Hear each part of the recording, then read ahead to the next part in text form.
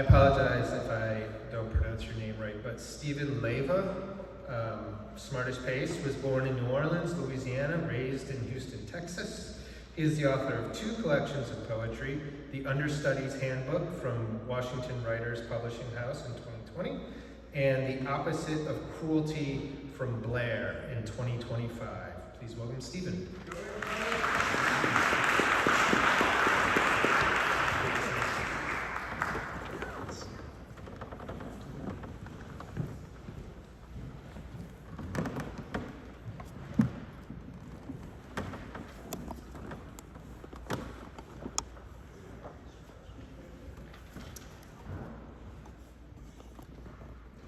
Hello everyone, I'm Stephen. I teach at the University of Baltimore right up the street. I'm an associate professor there. And so I'm also happy to be at AWP in my city. So I like that man started with that. The thing I always say about Baltimore, because I didn't grow up here, is that Baltimore is a city that will adopt anyone, but it will always remind you that you're adopted. And I wouldn't have it any other way. So I'm the author of The Opposite of Cruelty, but I'm gonna read work, all new works, so just 3 poems from the next book I'm working on. And thank you so much to Smartish Pace, Barrel House, and 32 Poems. I wanted to start with a line from a dear friend and another poet that was published on Barrel House, Tracy Diamond. It's from a poem of hers called I Chase Endings. And the line, which is kind of an epigraph for these 3 poems, is this. I turn on good-looking news in time to burn my morning coffee. Here's a poem set in Oklahoma. The whole state has always been a casino. Bet on agrarian. Lay all your money on cotton, gin, and cattle, and here come the back talk of industrial revolution. Child, slide your chips toward church fronts and salons of such fame. The wait time to catch a tambourine or pin curl bob was insane. And here come an angry mob, a swarm of bullets as thick as June mosquitoes, an old lie, a cabal of insurance fraud, a whole clutch of homes, black as chalkboard, washed away. Not clean, mind you, plenty of blood, but nothing sinless about this, so call it what it is. A massacre, an arson. Zora said, if you are silent about your pain, they'll kill you and say you enjoyed it. But what about the bet you made with the currency of common dignity? What about the house money of God's image you were born with? Daylight itself is witness enough. Sure, anyone can neon up the night, say risk it all on vouchers and alchemy, hoop dreams as stable as wax left in the sun, the capriciousness of superintendents, envy as common as the last name Johnson, and here come the torn ligaments of self-worth.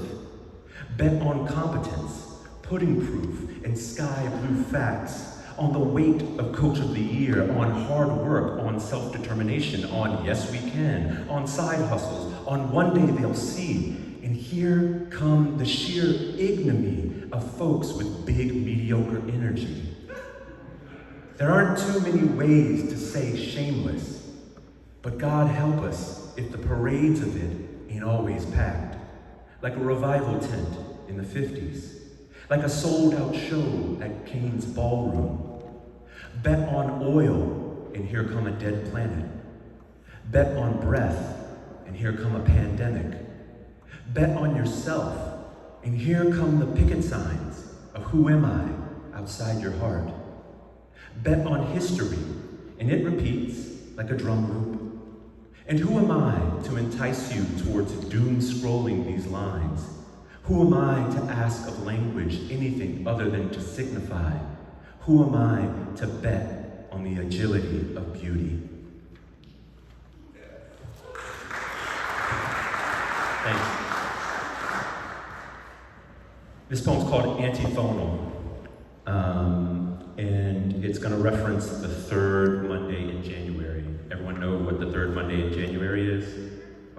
you don't, get your life together. Antiphony.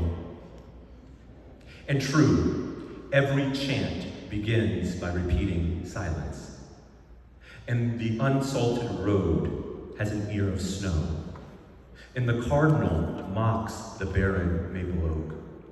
And another ounce of sage is burned. And Memphis, how many rifles are sold on the third Monday in January? Sing in an atonal time. Sing against the hush in the morgue. Sing as the janitor does into the tipped mic of a mop. Sing in me muse of that man of many troubles. Sing, sing, let Tartarus hold its tongue while Osing New York speaks lockjaw in silence. Or not. America barrels. America guns it to OR after OR. Triage, yes, pro forma or otherwise routine. Please or pleading. America fits. America spasms back. Or maybe it's ordinary ignorant bliss, magma under the ink of the Second Amendment. And I'll end with this poem called Limerence, and thank you everyone. I appreciate you coming out. Limerence. What do we call this desire to be desired? The milkweed's impenitent bow to the monarch or starlight, the heart's timpani at a sundress, a thigh, a braided anklet, a kind word escaping the cocktail glass, an olive in brine. Name it beauty, and chase will become our watchword. Call it love, and the sun will kneel. Say happiness, and do I deserve this? Follows rapturous like a sparrow pecking the ground. Instead of wisdom, why not wish for the owl's heart at night, seeing in the dark more than a meal, but a place to sing?